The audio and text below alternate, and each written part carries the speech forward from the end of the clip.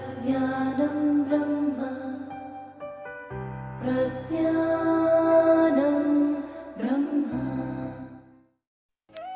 तो हम लोग पूज्य शंकराचार्य जी के विवेक चूड़ामणि का अध्ययन कर रहे थे और 500 श्लोकों तक पढ़ चुके हैं। और अब जो है तो कहते हैं ना कि महफिल पूरे सवाब में आ जाती, वही बात है।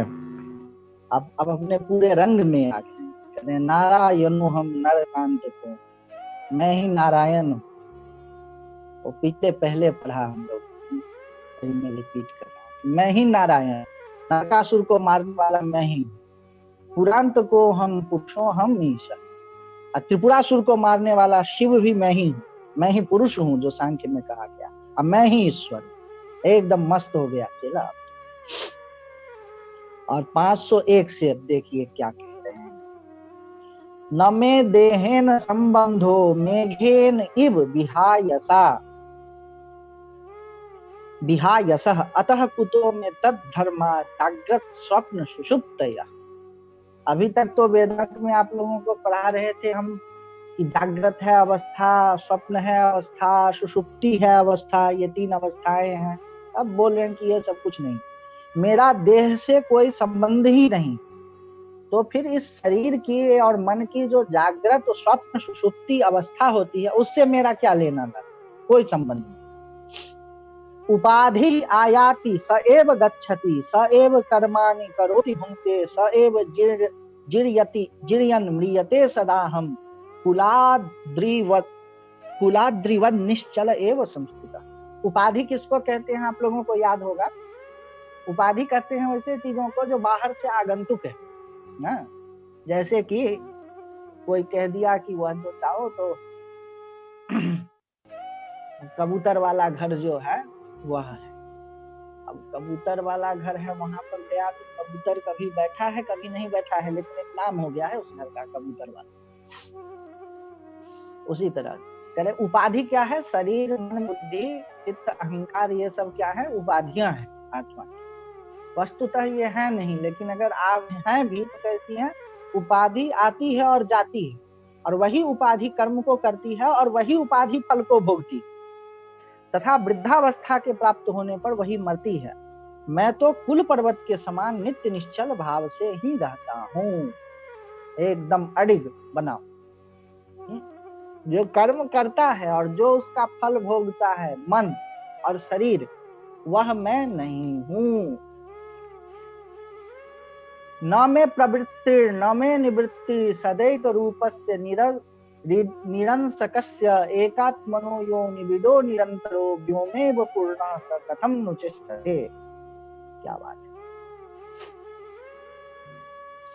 मेरी कोई प्रवृत्ति नहीं है, प्रवृत्ति का मतलब इंगेज होना, अब मेरी कोई निवृत्ति नहीं है, निवृत्ति का मतलब डिसइंगेज होना। बोले न तो मुझ में प्रवृत्ति है न मुझ में निवृत्ति है, न तो मुझ में भोग है न मुझ में त्याग है, तो क्या हूं मैं, एक रूप हमेशा रहता हूं। कैसे, निरंसक।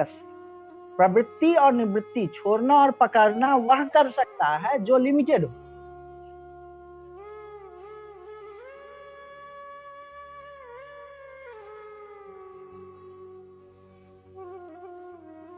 से कब तक ही हो गए। आवाज नहीं आ रही प्रवृत्ति और निवृत्ति। अब आ रही है आवाज, बीच में जी चला गया था नेटवर्क। जी जी आ रही है।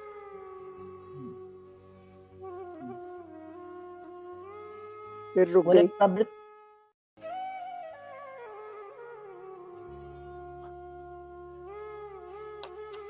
नहीं आ रही।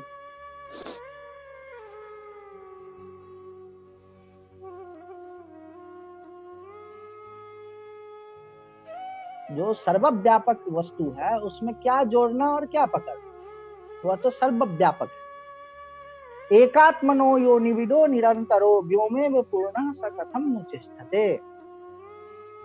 एकात्मको यो निविदो निरंतर, एकात्मक है, निविद निरंतर है, आकाश के समान पूर्ण है, वह किस प्रकार चेष्टा कर सकता है। चेष्टा करने के लिए, आपको कोई एक्टिविटी करने के लिए एक लिमिट में होना चाहिए, लिमिटेड, छोटा होना चाहिए, एक कोई साइज की होनी चाहिए, तब तो आप मूवमेंट करेंगे, कोई एक्टिविटी करेंगे। और जो सर्वव्यापक चीज है वो क्या एक्टिविटी करें? पुण्यानि पापानि निरंद्रियस्य निश्चेतसो निराकृतः कुतो ममाखंड सुखानुभूतेर भूते ह्यनन् वागतमित्यपि श्रुति। पुण्यानि पापानि निरंद्रियस्य निश्चेतसो निर्विकृति निराकृते। जिसका कोई इंद्रिय नहीं है, जिसमें चित्त नहीं है, जिसमें विकार नहीं है, जिसका कोई शेप नहीं है, वैसे मुझ अखंड अनुभूत को न तो पुण्य होता है न पाप होता है। अनन्वागतम पुण्येन अनन्वागतम पापेन, अनन्वागतेन पुण्येन अनन्वागतेन पापेन। ये बृहदारण्यक उपनिषद है। और यह क्या कहती है कि न तो इसको पाप होता है न इसको पुण्य होता है, ऐसा श्रुति बतलाती है। तो श्रुति के भी प्रमाण से न मैं जो मेरा तत्व है, जो सचमुच में मैं हूँ, उसको न तो कोई पाप है न कोई पुण्य। छाया स्पृष्ट मुष्णं वा शीतं वा शुष्ट दुष्टु वा न स्पृशत्येव यत्किंचित् पुरुषं तत् विलक्षणम्। आहा हा।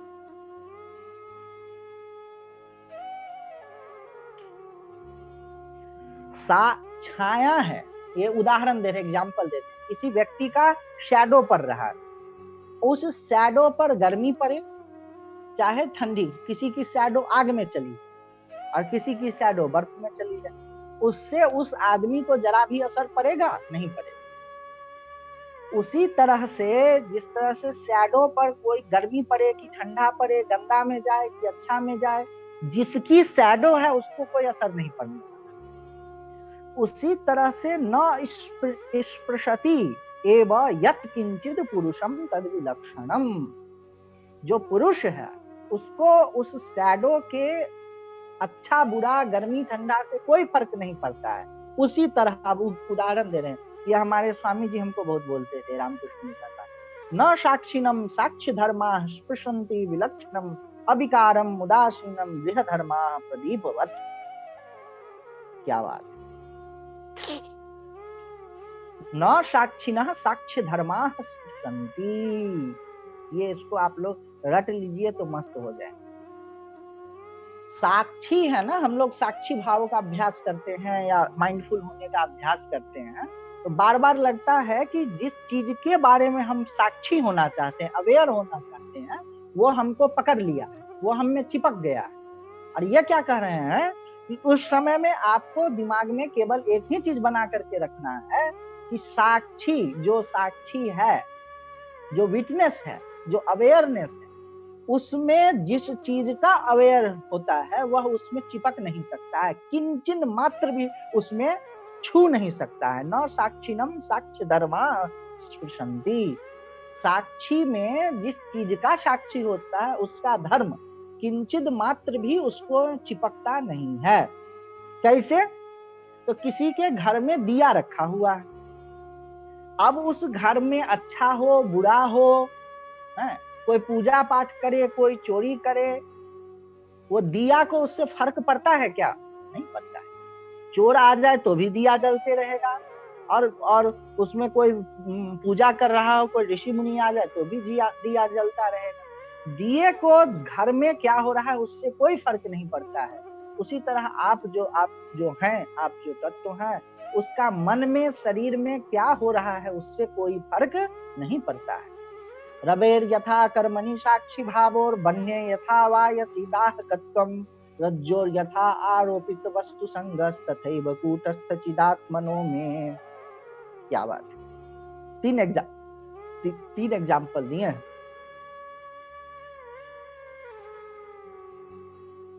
मनुष्य कुछ भी अच्छा या बुरा करता है, इस सूर्य के प्रकाश में चोरी भी होती है और दान भी होता है, पुण्य भी होता है, धर्म भी होता है, हत्याएं भी होती है, युद्ध भी होता है, लेकिन सूर्य को इसका कोई असर नहीं पड़ता है। वह समान भाव से सबको एक साथ प्रकाशित करते रहता है।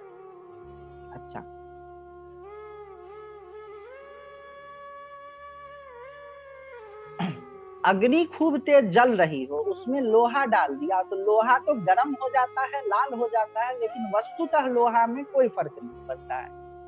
अच्छा, रस्सी में सांप दिखता भर है, लेकिन उस सांप का किंचित मात्र भी, थोड़ा भी जहर, थोड़ी भी फुफकार सांप में नहीं है। रस्सी में जो सांप दिखता है, तो आप ये कह सकते हैं कि भैया थोड़ी तो जहर होती होगी, डुप्लीकेट है तो थोड़ी जहर होती है। बोले नहीं, थोड़ा भी जहर नहीं। उसी तरह से जो कूटस्थ आत्मा है, उसमें मन और शरीर के धर्म थोड़ा भी नहीं आता, यही कहना था। कर्तापि वा कारितापि नाहं, भोक्तापि वा भोजयितापि नाहं, दृष्टापि वा दर्शयितापि नाहं, सोहम स्वयं ज्योति अनिदृगात्मा। अब देख लीजिए, कर्तापि वा कारितापि न तो मैं करता हूं न करवाने वाला हूं, दोनों चीज पकड़ लीजिए। कुछ लोगों को लगता है कि आत्मा करता तो नहीं है, लेकिन वही सबको प्रेरित करता है। बोले अब यहाँ पर ऐसा भयंकर भयंकर ये बम फोड़ रहे हैं, कह रहे न तो मैं करने वाला हूं, न मन बुद्धि इंद्रिय को प्रेरित करके करवाने वाला। अच्छा, न तो मैं भोगता हूं, न जीभ से, नाक से, कान से सुनना, सूंघना, स्वाद लेना आदि करवाने वाला। दृष्टा पिवा दर्शिता पिना। अब देखिए,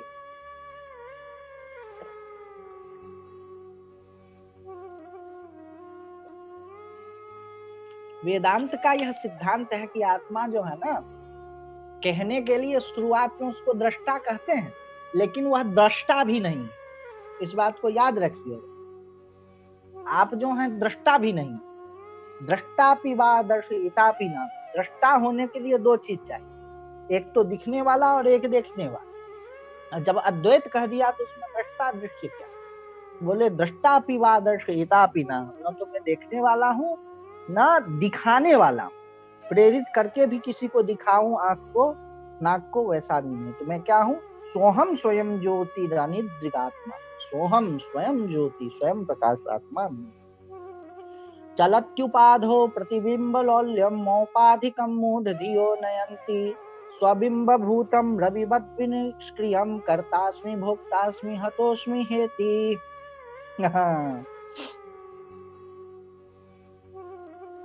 सूर्य का प्रतिबिंब जल में पड़ी और जल को हिला दिया, तो प्रतिबिंब भी हिलता हुआ दिखता है। तो मूर्ख आदमी क्या कहेगा कि प्रतिबिंब नहीं, सूर्य हिल रहा है। उसी तरह से जो शरीर आदि है वो हिलता है, मन आदि हिलता है, उसको देख करके मूर्ख क्या कहते हैं? मैं करता हूं, मैं भोगता हूं, हतोस्मि, हाय मारा गया, ऐसा करते। जले वापि स्थले वापि लुठत्वेष जडात्मकः,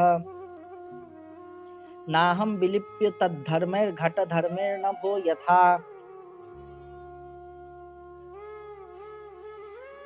घड़े के धर्मों से जैसे आकाश का कोई संबंध नहीं होता, वैसे ही वह जड़ देह जल में अथवा स्थल में कहीं भी लौटता रहे, मैं इसके धर्मों से लिप्त नहीं होता।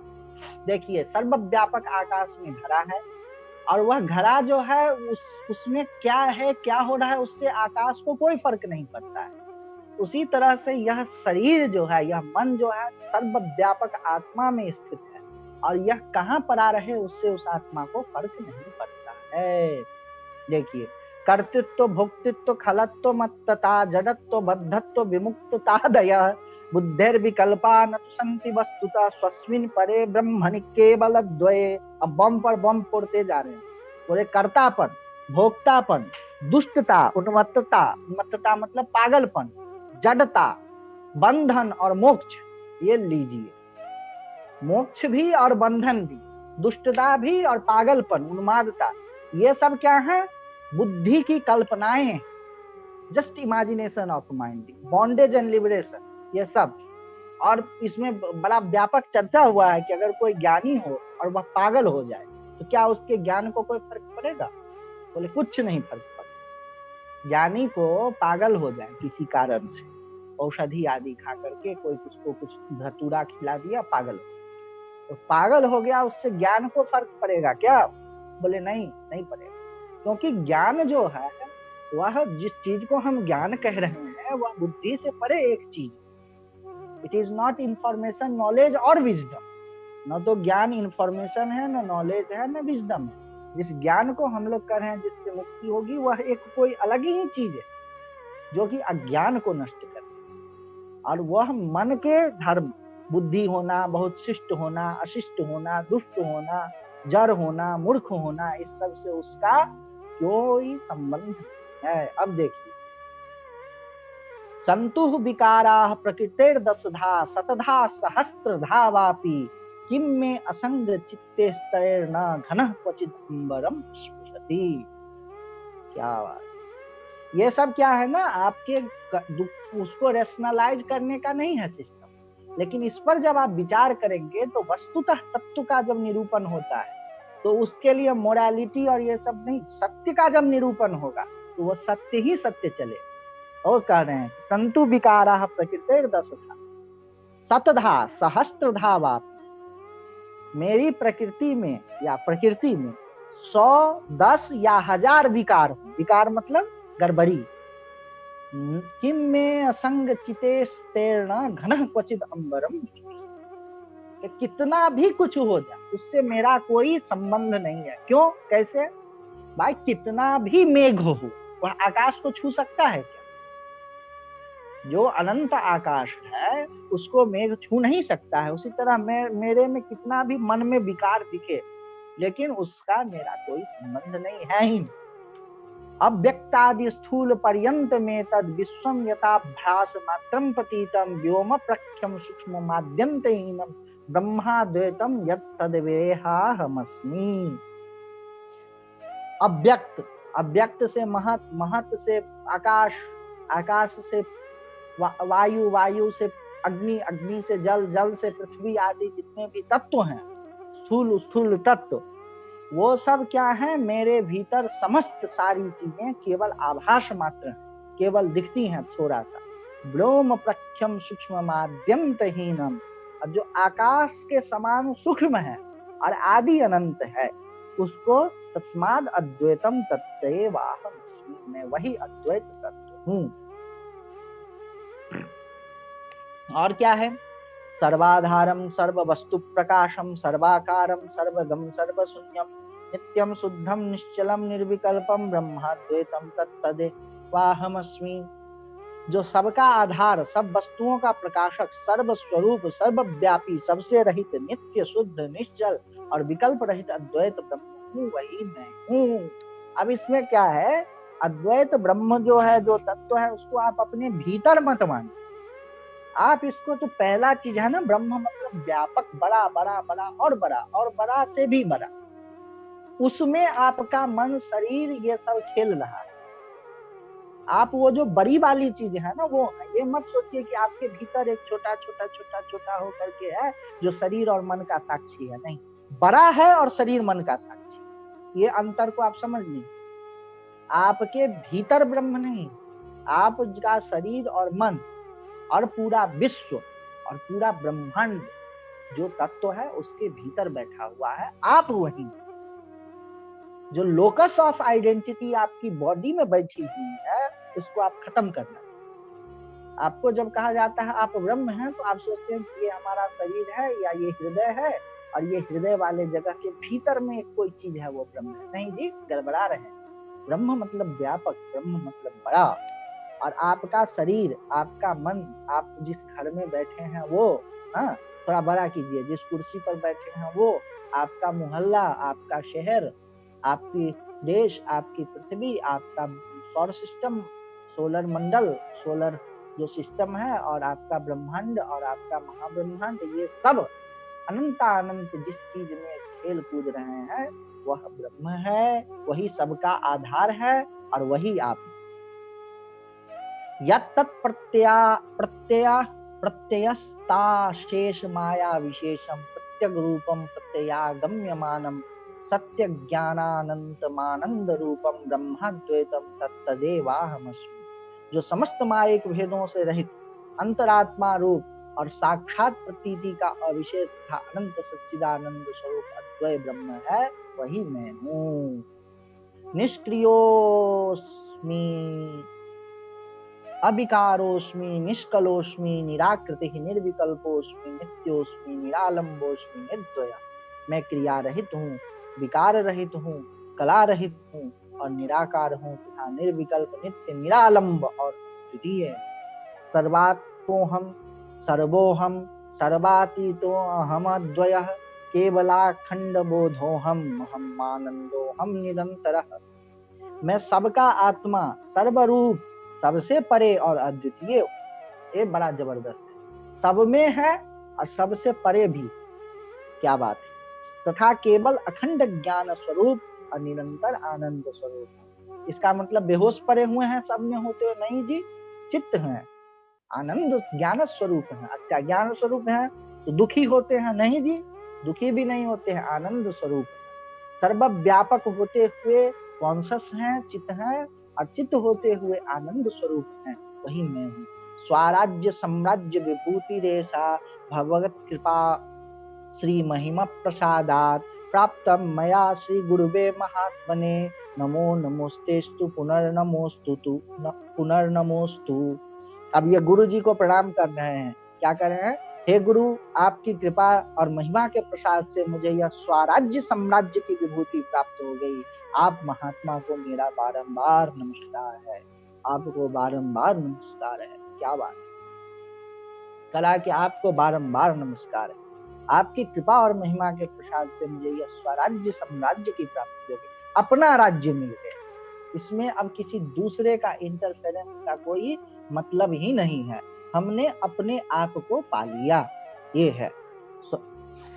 अब देखिए क्या है। महास्वप्ने मायाकृत जनित जरा मृत्यु गहने भ्रमंतम क्लिश्यंतम बहुल तरतापैरनुदिनम अहंकार व्याघ्र व्यथितमिम अत्यंत कृपया प्रबोध्य प्रस्वापात परम वितमान मामसि गुरोः। बोले कि मैं सपना देख रहा था। कैसा सपना? तो महासपना। उस सपने में क्या होता था? कारण क्या था? तो माया। उसमें क्या होता था? तो जन्मता था, बुढ़ा होता था, मरता था, और उस कारण से अनेक अनेक दुख ताप संताप से कष्ट से देख रहा था। देखिए ना, आप भी एक सपना देख रहे हैं, हम भी एक सपना देख रहे हैं, सारे लोग एक सपना देख रहे हैं, और उस सपना में जन्म ले रहे हैं, उसमें मर रहे हैं, उसमें भटक रहे हैं, और कोई रास्ता नहीं छूट दिख रहा है कि सपना कैसे टूटे। और ये गुरु जी क्या किए? उस सपने में ही जो सबसे ज्यादा कष्ट पहुंचाता था वह मेरा ईगो था, वह मेरा अहंकार था, वह मेरा सेंस ऑफ सेल्फ था, और वही मुझको बड़ा दुखी किए हुए था। बाघ की तरह, जिस तरह सपने में बाघ चपेटता है, उसी तरह से इस महासपने में वह अहंकार रूपी व्याघ्र हमको चपेटा मारता था। लेकिन गुरुजी आपने क्या किया कि नित्यानंद, आप नित्यानंद स्वरूप गुरु जी, आपने मुझे उस सपने से जगाकर मेरी बहुत बड़ी रक्षा की। अब देखिए, नमस्तस्मै सदैकस्मै कस्मैश्चित् महसे नमः यद्देतत् विश्वरूपेण राजते गुरुराजते। नमस्तस्मै सदैकस्मै कस्मैचिन्महसे नमः यदेतत् विश्वरूपेण राजते गुरुराजते। हे गुरुराज, आपके किसी उस महान तेज को नमस्कार है जो सत्स्वरूप और एक होकर भी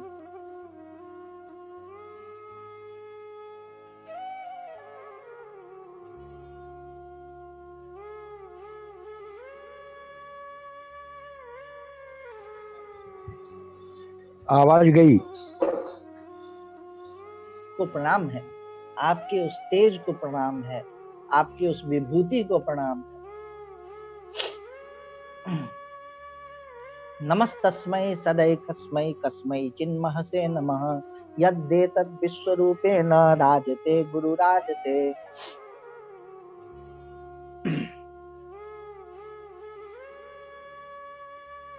हे गुरुराज, आपके किसी उस महान तेज को नमस्कार है जो सत्स्वरूप और एक होकर भी विश्व रूप से विराजमान है।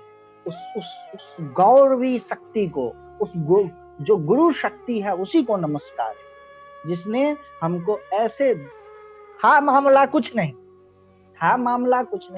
और उसमें फंसे पड़े थे, दुखी पड़े थे, परेशान थे, उससे आपने हमको निवृत्त कर दिया। अब क्या है? उपदेश का उपसंहार। अब जो है गुरु जी क्या कर रहे हैं ना, बता रहे हैं कि अब तुम ज्ञान तो हो गया, अब क्या करना है, तो देखो क्या करना।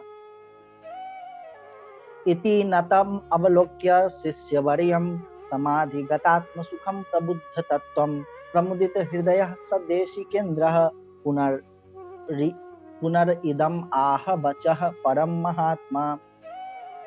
नतम अवलोक्य शिष्यवर्यं समाधिगतात्म सुखम प्रबुद्ध तत्वम।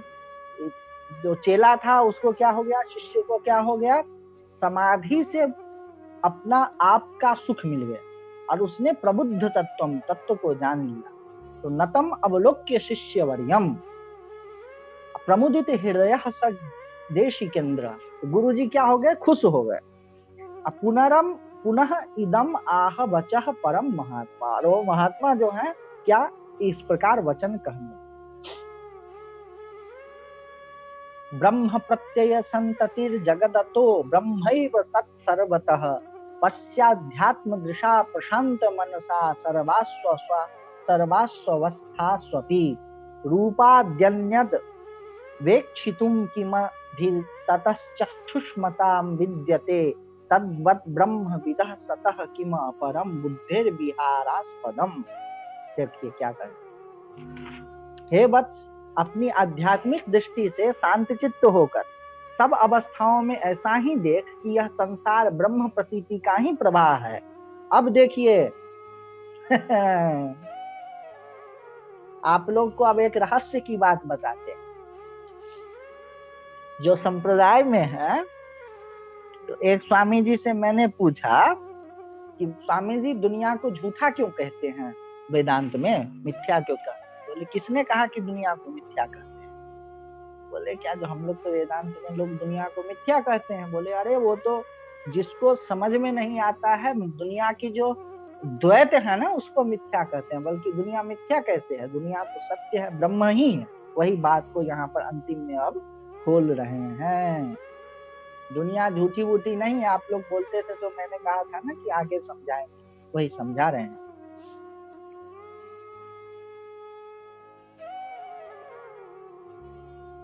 इसीलिए यह सर्वथा सत्य स्वरूप ब्रह्म ही है। रस्सी में जो सांप दिख रहा है वो सांप झूठा है, लेकिन जब रस्सी का ज्ञान हो गया तो रस्सी झूठा थोड़े है। उसी तरह से यह दुनिया जो भी आपको दिख रही है, यह साक्षात चमकता हुआ, दमदमाता हुआ, ठसा ठस ब्रह्म ही है, झूठा नहीं कि ये तो झूठा कोई और सच्चा। भाई जो दिख रहा है उसी में सत्यता भरी हुई है।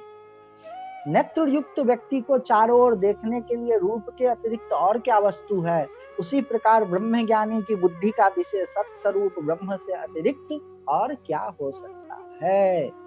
कस्त्वाम परमानंद रसानुभूति उत्सृज्य शून्येषु रमेत विद्वान चंद्रे महाल्लादिनी दीप्यमाने चित्रेन्दु मालोकयतुं क इच्छेत। उस परमानंद रस के अनुभव को छोड़कर अन्य चौथे विषयों में कौन बुद्धिमान रमन करेगा। अति आनंद पूर्ण चंद्र के प्रकाशित रहते हुए चित्रलिखित चंद्रमा को देखने की इच्छा कौन करेगा। करता है कोई कोई लोग, करता भी कि सामने में आकाश में चंद्रमा उगा हुआ है, उसको आप देख सकते हैं, लेकिन उसको न देख करके फोटो बना हुआ है चंद्रमा की, उसको देख रहे हैं, मूर्खता है। उसी तरह यह जो परमानंद का रस है वो धीरे धीरे आदत बनती है, आदत बनते बनते भी समय, तो जब उसकी आदत बन जाती है उस रस में, हम लोग तो मतलब ये कहते हैं आदत बनती है धीरे, आदत में जब उस रस में बनने लगता है तो फिर और कोई भी चीज छूटने लगता है, उसके बाद खत्म ही होता है। असत पदार्थानुभवे न किंचित न ह्यस्ति तृप्तिर्न दुःख हानि तद्वद्वयानंद रसानुभूत्या तृप्तः सुखम तिष्ठ सदात्मनिष्ठया। अब चेला को बता रहे हैं कि कैसे तुम जीना, कैसे अपना शेष जीवन व्यतीत कर। असत पदार्थों के अनुभव से न तो कुछ तृप्ति ही होती है और न दुख का नाश ही होता है। अतः इस अद्वयानंद रस के अनुभव से तृप्त होकर सत्य आत्मनिष्ठ भाव से सुखपूर्वक स्थित। ये क्या है ना, ये एग्जाम्पल बहुत सुंदर है। असत पदार्थ का क्या मतलब हो गया, जैसे मैं आपको बता, कभी कभी ये होता है कि आपको प्यास लगती और आप सोए हुए, सपने में क्या देखते हैं कि खूब पानी पिए जा रहे हैं, पानी पिए जा रहे हैं और प्यास मिट नहीं रही है। ऐसा सपना आप लोगों ने देखा है क्या? देखा होगा कि सपने में खूब पानी पी रहे हैं और प्यास मिट नहीं रही। तो क्या करना होगा? वस्तुतः प्यास लगी हुई है शरीर में, जगे हुए वाले स्थूल शरीर को, वो सपने में पानी पीते जाइए, प्यास मिटेगी। तो उसके लिए क्या करना होगा? जग करके पानी पीना पड़ेगा। उसी तरह से ये जो असत पदार्थ है, ये जो है ना, उससे तृप्ति नहीं मिलती। यही कहा, स्वयमेव सर्वथा पश्यन् मन्यमानः स्वयं स्वयं अद्वयम् स्वानंदमनुभंजान कालम नय महामते। कैसे काल नय? काल को क्षेप कैसे करो, समय को कैसे बिताओ? हे महाबुद्धि, सब ओर से अपने को ही देखता हुआ, अपने को ही अद्वितीय मानता हुआ और आत्मानंद का अनुभव करता हुआ टाइम पास करो, बस जब तक शरीर गिरे नहीं। उसके अलावा अब तुम्हारा कोई कर्तव्य नहीं है, न तो लोक का, न परलोक का, न सेवा का, न उपकार का, न आत्मा का, न परमात्मा का कोई पर तुम्हारा कर्तव्य नहीं है। अखंड बोधात्मनि निर्विकल्पे विकल्पनम व्योमनहि पुरः प्रकल्पनम तद्वद्दयानंदया आत्मना सदा शांतिम परामेत्य भजस्व मौनम। अखंड बोध स्वरूप निर्विकल्प आत्मा में किसी विकल्प का होना आकाश में नगर की कल्पना के समान है। इसीलिए अद्वितीय आनंद में आत्म स्वरूप में स्थित होकर परम शांति लाभ कर मौन को धारण करो, चुप हो जाइए, मस्त हो जाइए। तुष्णिम अवस्था परमोपशांतिर बुद्धे असत्कल्प विकल्प हेतु ब्रह्मात्मना ब्रह्मविदो महात्मनो यत्रा द्वयानंद सुखम निरंतरम। मौन हो जाना, शांत हो जाना, बुद्धि को भी अब छोड़ दे। कितना समझेंगे, कितना विचारेंगे, सब कर लिया, समझ गया। एक बार बुद्धि समझ गई, फिर उसकी आदत होती है श्योर बने, श्योर करें, अपने को श्योर करें बेकार का। वो बुद्धि को बने रहने का एक तरीका है। बात सब समझ गए, जब बैठ ध्यान के लिए आप लोग बैठिए, स्थिर होकर के बैठिए, तो वेदांत का भी विचार बहुत ज्यादा न करना। वो बुद्धि का एक तरीका है। अरे नहीं समझे हो तो, अगर ठीक से ना समझे हो तो, वो एक क्या है ना, बुद्धि की एक वो है आदत बनी, वो अपने को खत्म नहीं होने देना, इसीलिए वो तमाम तरह के ट्रिक करते। तो क्या कहते हैं? तुष्णिम अवस्था परमोपशम। बुद्धि की जो ब्रह्म भाव की मौनावस्था है वही उपशम है, और उसमें होकर के निरंतर अद्वैय रसानंद का अनुभव की। नास्ति निर्वासनात् मौनात् परम सुख दुख सुखकृत उत्तमम विज्ञात आत्मस्वरूपस्य स्वानंद रस पायिना।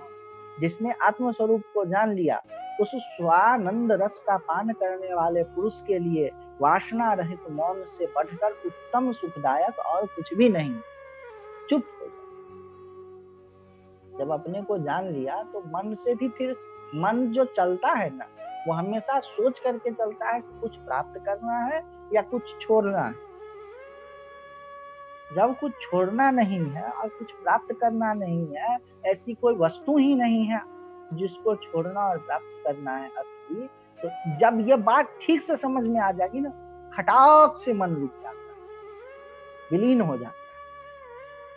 ठीक ठीक अगर आपको समझ में आ गया कि कुछ छोड़ने लायक और पाने लायक कुछ भी नहीं, मन एकदम से शांत हो जाए। गच्छन तिष्ठन उपविशन शयानो वान्यथापि वा यथेक्षया वसेद विद्वान आत्मा रामः सदा मुने। विद्वान मुनि को उचित है कि चलते फिरते, बैठते उठते, सोते जागते अथवा किसी अवस्था में रहते हुए निरंतर आत्मा में रमन करता हुआ इच्छानुकूल रहे। ठीक है। अब देखिए और क्या बम खोल रहे हैं। न देश कालासन दिग यमादि लक्ष्याद्यपेक्षा प्रतिबद्ध वृत्ते संसिद्ध तत्वस्य महात्मनोस्ति स्ववेदने का नियमाद्यपेक्षा। आपको बुखार हो जाए, उसको जानने के लिए थर्मामीटर की जरूरत है क्या? खुद पता चल जाता है कि बुखार हो। हाँ, उसी तरह जिसकी चित्त वृत्ति आत्मस्वरूप में लगी हुई है, तथा जिसकी आत्म तत्व की सिद्धि हो गई है, उस महापुरुष को ध्यान के भी जरूरत नहीं।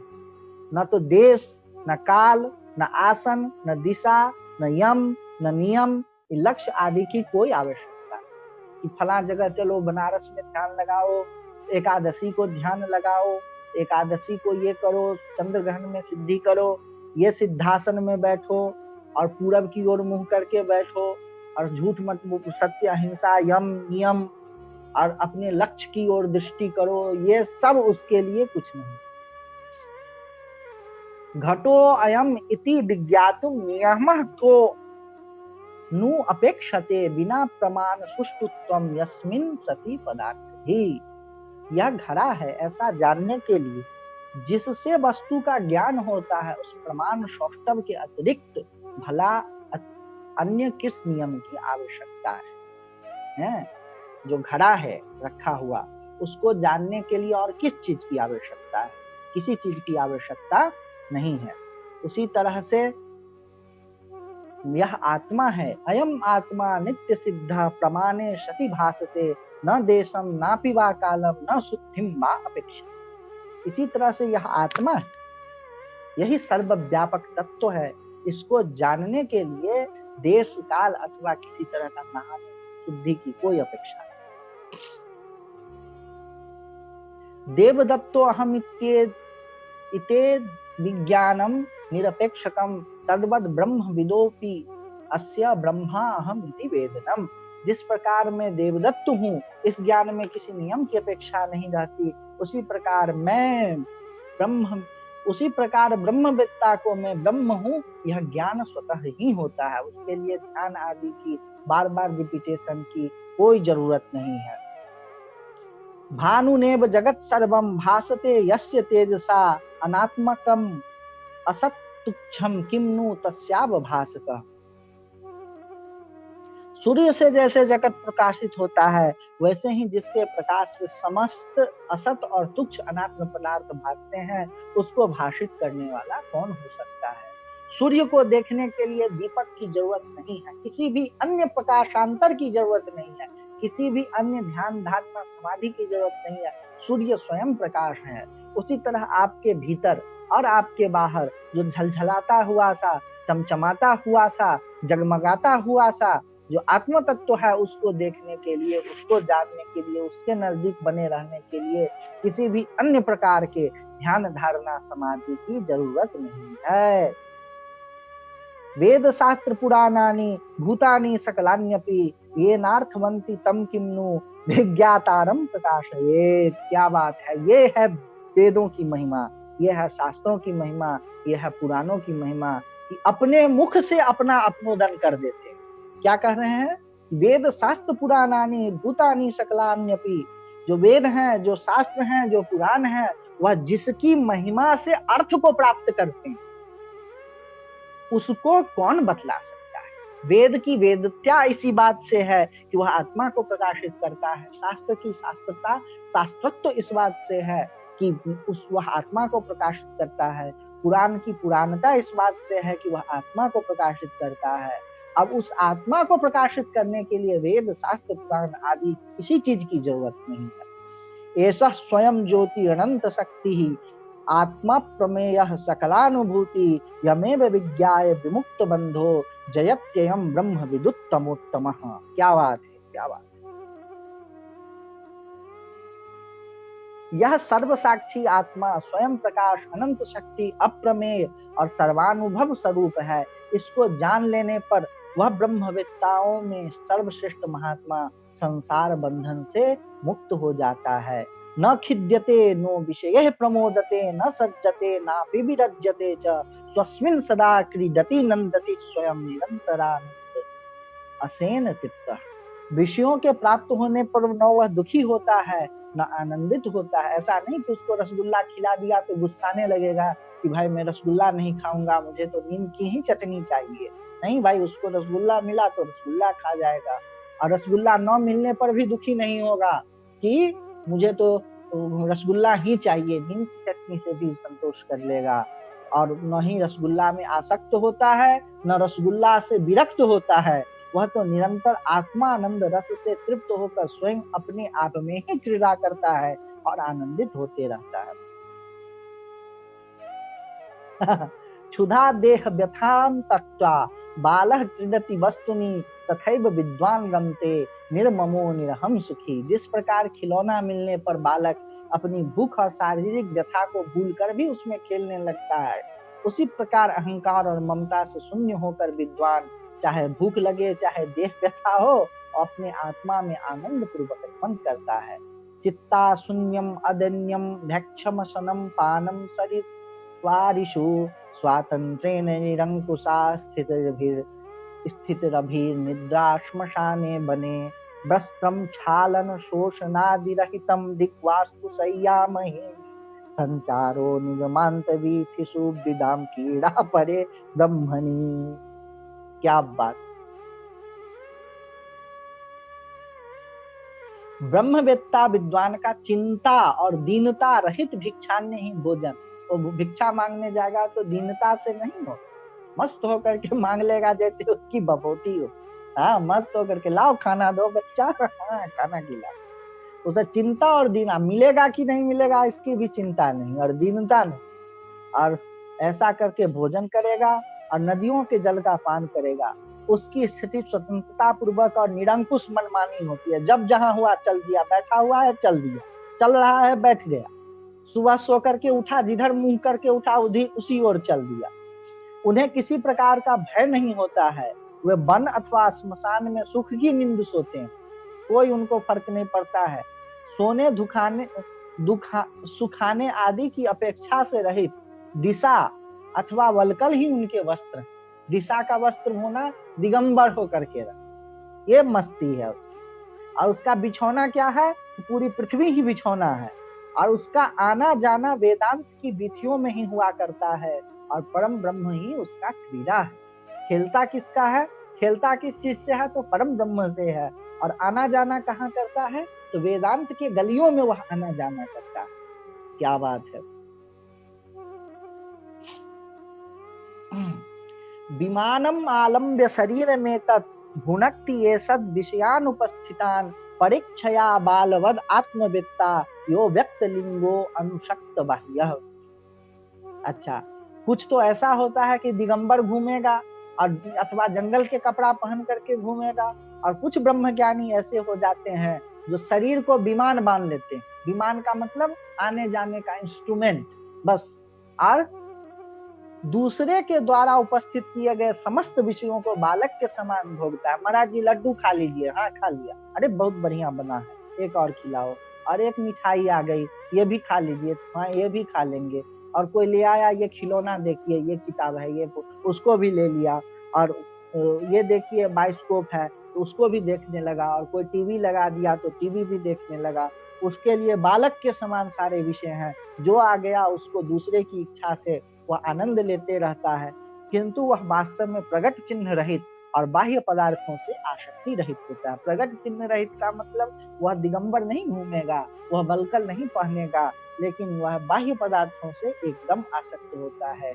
ये हुआ तो क्या हुआ, वो हुआ तो क्या हुआ, वक्त की है जिंदगी, वो हुआ तो क्या। आज इतना ही रखते हैं, 2 दिन का और क्लास है, 2 दिनों में इसको खत्म कर लेंगे और विवेक चूड़ामणि समाप्त हो जाएगा। 40 श्लोक 41 श्लोक अभी और बचे, वो 2 दिनों में हम लोग कर लेंगे। कोई प्रश्न हो तो पूछिए।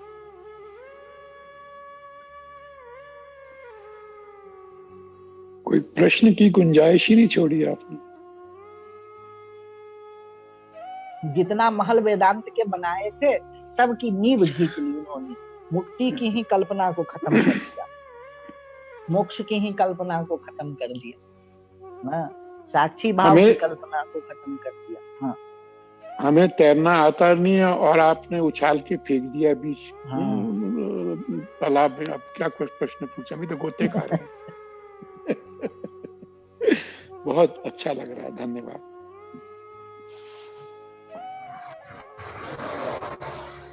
तो फिर कल हम लोगों का वो है, अष्टमी है, परसों बुधवार और बृहस्पतिवार, ये 2 दिनों में हम लोग क्लास खत्म। धन्यवाद।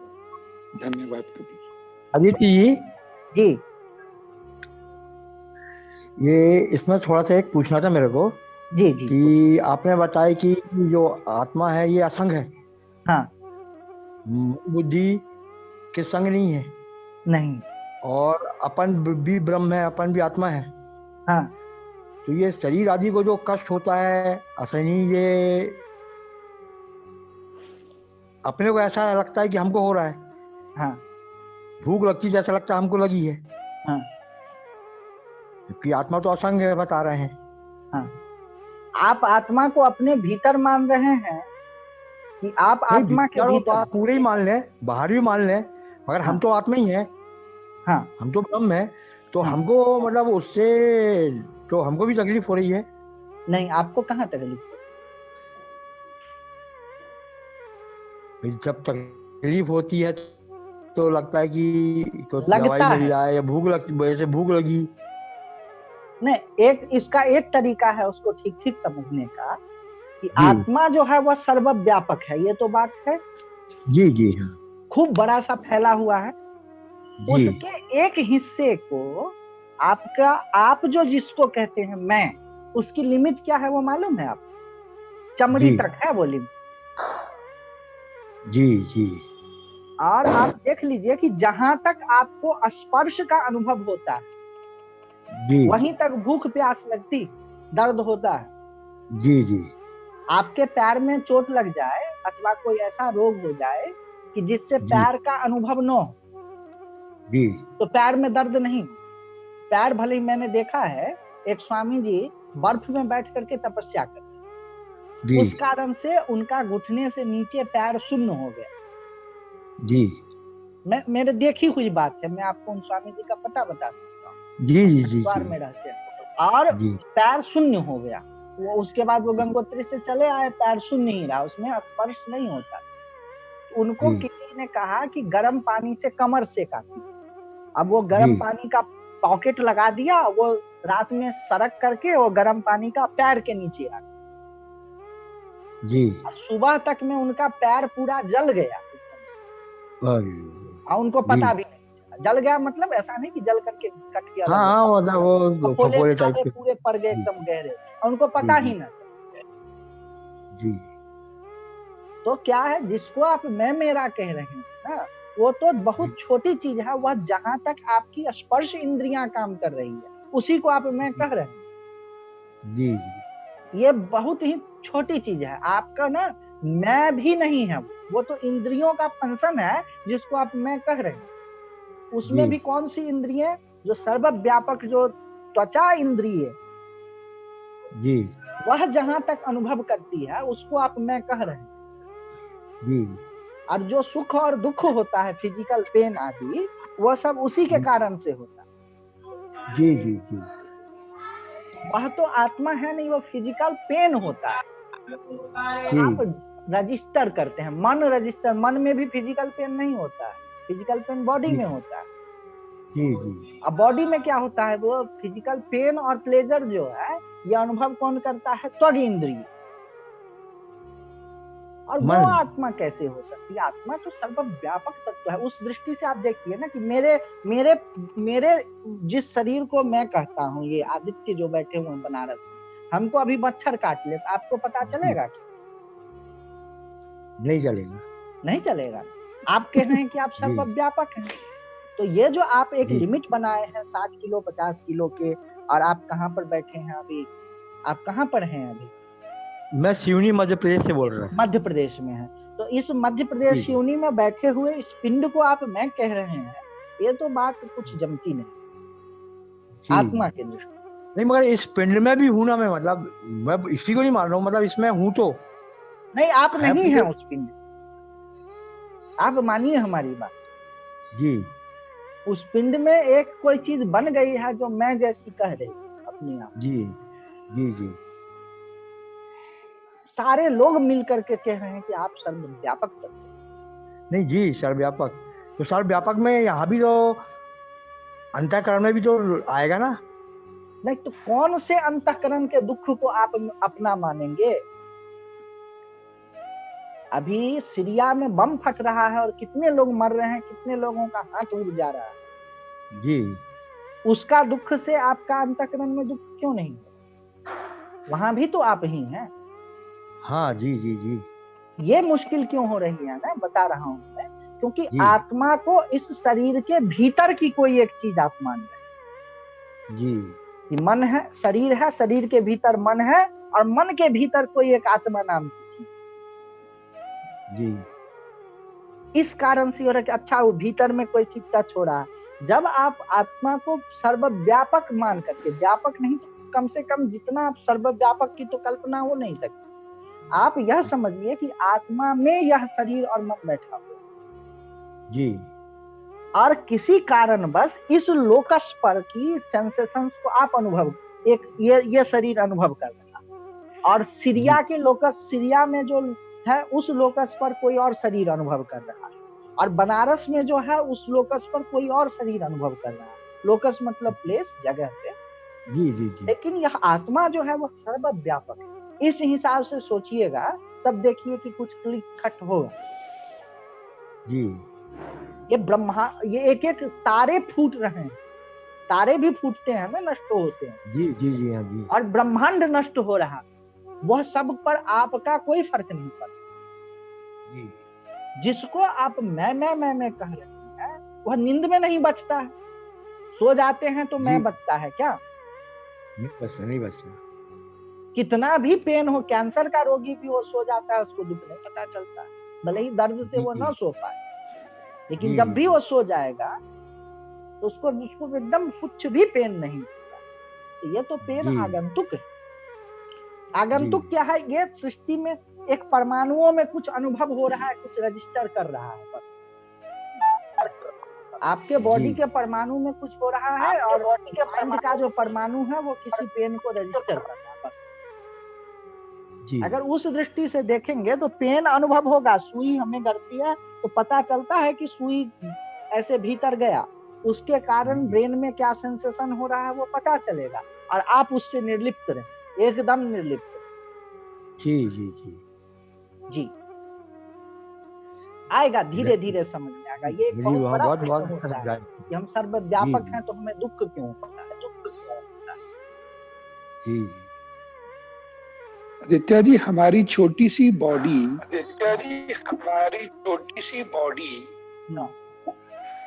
और उसी में 2 या 3 या 4 लीटर जो खून है उसकी एक बूंद है, या बूंद से भी कम, उसमें क्या हो रहा है पूरी बॉडी को थोड़ी ना पता चलता है।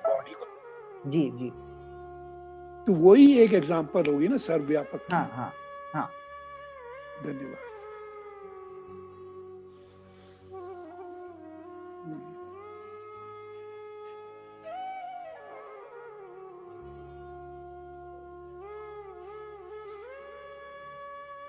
आज बंद किया जाए तो। ओम शांति शांति शांति। हरि ओम तत्सत्। ओम पूर्णमदः पूर्णमिदं पूर्णात् पूर्णमुदच्यते पूर्णस्य पूर्णमादाय पूर्णमेवावशिष्यते। ओम शांति शांति शांति।